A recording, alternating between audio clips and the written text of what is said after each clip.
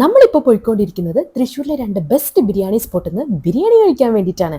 ആദ്യം നമ്മൾ പോയത് കൈസലോട്ടാട്ടോ.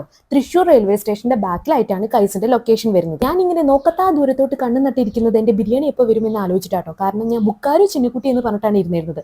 അത് കണ്ടിട്ടാണോ എന്ന് അറിയില്ല, കറക്റ്റ് ടൈമിൽ തന്നെ ചേട്ടൻ ആ പ്ലേറ്റുമായിട്ട് എൻ്റെ മുമ്പിൽ വന്നു. പിന്നെ ഞാൻ മെയിൻ ആയിട്ടുള്ള പരിപാടിയിലോട്ട് കടന്നു.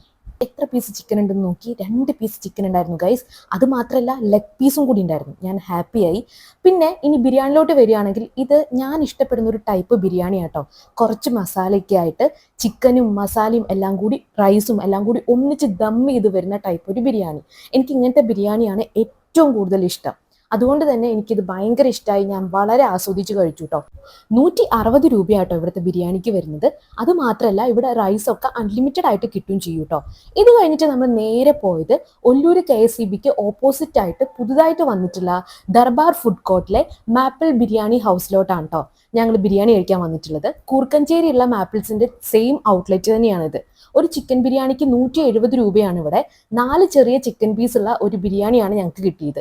മറ്റ് ബിരിയാണികളെ അപേക്ഷിച്ച് മസാല കൂടിയ ഒരു ടൈപ്പാണിത്. അതുകൊണ്ട് തന്നെ ഞാൻ നേരത്തെ പറഞ്ഞതുപോലെ ഈ ഒരു ബിരിയാണി എൻ്റെ ഒരു ഫേവറേറ്റ് അല്ലായിരുന്നു കേട്ടോ.